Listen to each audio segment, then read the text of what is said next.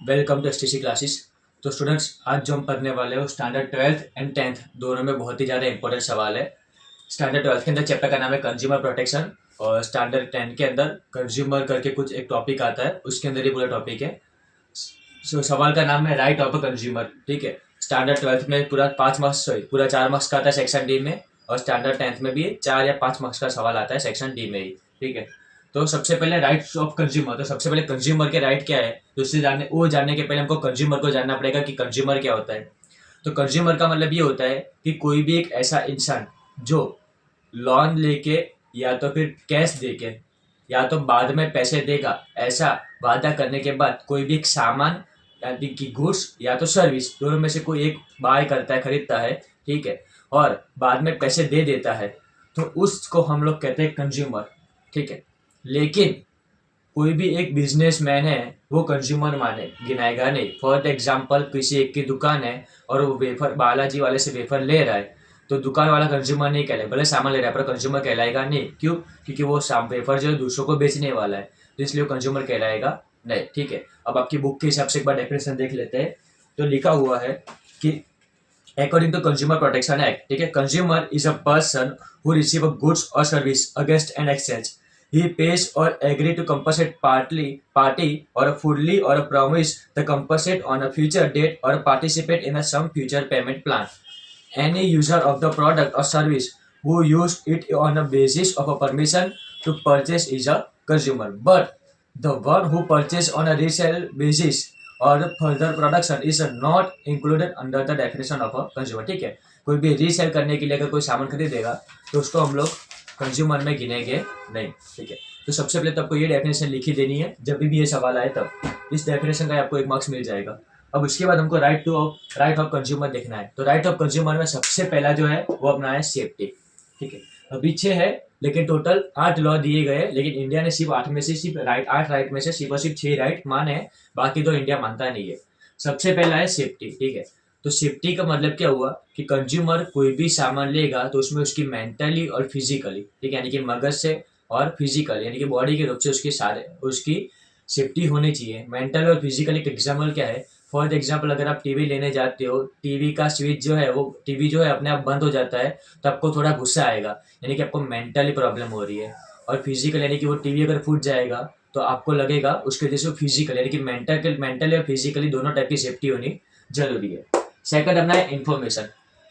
Information का मतलब ये हुआ कि कोई भी आप दुकान में गए, ठीक है, अब दुकान के अंदर के जो सेल्समैन जो होगा या तो जो भी इंसान का आप सामान ले रहे हो उसको पूरी इन्फॉर्मेशन देनी पड़ेगी।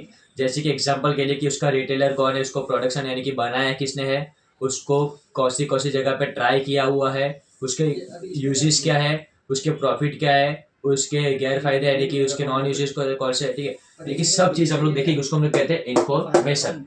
ठीक है, अब इन्फॉर्मेशन देने के बाद आपके पास चॉइस होगी। जैसे कि फॉर एग्जाम्पल आपको 2 टीवी की चॉइस दी, 2 टीवी की इन्फॉर्मेशन दी सेल्समैन ने। ठीक है, एक 32 इंच का, एक 35 इंच का, 36 इंच का, एक 32 का दी, एक 40 इंच का टीवी, दोनों का एग्जाम्पल आपको दे रहा हूँ। ठीक है, एक 32 इंच का टीवी है और एक 40 इंच का टीवी है, दोनों की इन्फॉर्मेशन आपको दी। अब दोनों में से आपकी जो मर्जी होगी उसको आप चॉइस कर सकते हो। ठीक है, कोई भी इंसान या कोई भी सेल्समैन आपको उसके लिए जबरदस्ती नहीं कर सकता कि आपको यही टीवी चाहिए, आप दोनों में से कोई भी टीवी ले सकते हो, इसको बोलते हैं राइट टू चॉइस। ठीक है, आपके पास चॉइस होगी। अब मान लो कि आपने 32 इंच का टीवी घर पे लेके आ गए और आपको उस टीवी का दिक्कत आ रही है, जैसे कि एग्जाम्पल के लिए टीवी का सर्किट उठ गया। ठीक है, एक ही दिन में टीवी का सर्किट उठ गया, तो अब आपकी कंप्लेन होगी। ठीक है, तो आपकी कंप्लेन सुनने के लिए एक रिप्रेजेंटेशन यानी कि कोई एक ऐसा इंसान होना चाहिए जो वहां से हमारी कंप्लेन सुने। ठीक है, अब कंप्लेन कहाँ से करें, हमको कंप्लेन कैसे करेंगे, तो उसके लिए हेल्पफुल करता है इन्फॉर्मेशन वाला एक कि राइट टू इन्फॉर्मेशन में लिखा गया है कि आपको सामान कैसे बना, क्यों बना और किस लिए बना। उसके अलावा आपको रिप्रेजेंटेशन में ऐसा कहा जा रहा है कि जो भी आपका प्रोडक्ट होगा उसकी ईमेल आईडी और उसका कंज्यूमर हेल्पलाइन नंबर या तो उसका सेंटर, ठीक है, वो देना जरूरी है। तो उसके जैसे जैसे कि मान लो कि मैंने 32 का टीवी लिया, मेरे को दिक्कत आई, तो मैं उस कंज्यूमर हेल्पलाइन नंबर पे कॉल करके मेरी दिक्कत बता सकता हूँ और सामने वाले को दिक्कत सुननी पड़ेगी। ठीक है, अभी क्या कर रहे हैं, सुन रहे हैं। सुनने के बाद जाते रीएड्रेसर में, जिसमें आपको सामने वाले को उस दिक्कत का प्रॉब्लम का सॉल्यूशन लाना पड़ेगा। या तो हमको पैसे देगा, या तो हमारे घर पे आके उस टीवी को ठीक कर जाएगा, या तो उस टीवी के बदले नया टीवी देगा। ठीक है, यानी कि कोई भी तरीके से वो क्या करेगा, हमारी जो भी दिक्कत है उस दिक्कत को सॉल्व करेगा। और लास्ट अपना है कंज्यूमर एजुकेशन।